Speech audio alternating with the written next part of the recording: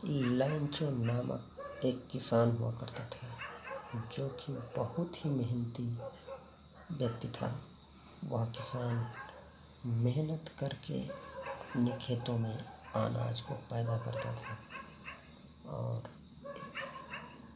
उसी से उसके परिवार का भरण पोषण होता था।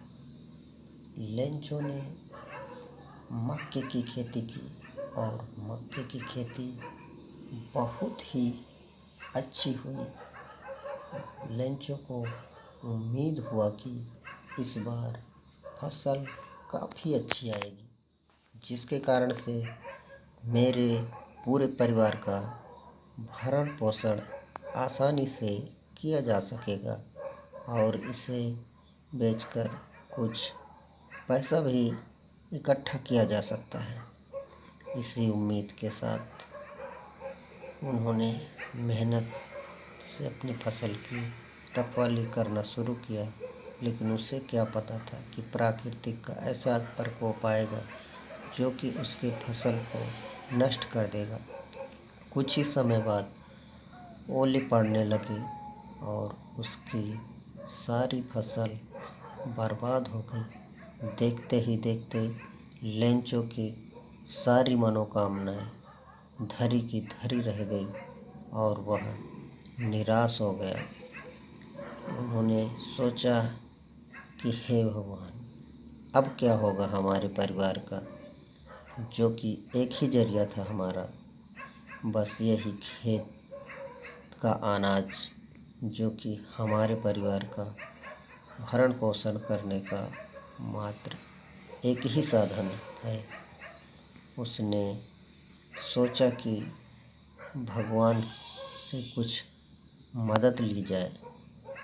उन्होंने भगवान के नाम एक पत्र लिखा और उसमें लिखा कि हे भगवान, मेरी सारी फसल ओला पड़ने के कारण से नष्ट हो गई है और मेरे परिवार का जीवन अब निर्वाह नहीं हो पाएगा, इसलिए मुझे 1000 रुपये देने की कृपया करें। जब ऐसा लेटर डाकघर में पहुंचा तो पोस्ट मास्टर को लैंचो के भगवान के प्रति आस्था को देखकर दया आ गई और उन्होंने निश्चय किया कि लैंचो की मदद की जाए। पोस्ट मास्टर ने अपने कुछ साथियों से और कर्मचारियों से 700 रुपये इकट्ठा करके लैंचो के पास भेजा। जब लैंचो को मिला तो उसने देखा कि 1000 रुपये ईश्वर से मांगा था, ये तो 700 रुपये ही हैं।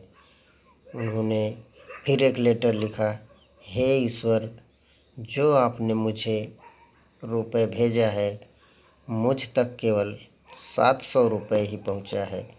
ये डाकघर वाले चोर हैं, कृपया इनको जो है मत दीजिए। यह लैंचो का भ्रम था और इस कहानी से यह निष्कर्ष निकलता है कि कभी कभी जिस पर हम उम्मीद करते हैं उससे कुछ नहीं मिलता, लेकिन जिससे उम्मीद नहीं करते हैं उससे बहुत कुछ प्राप्त हो जाता है।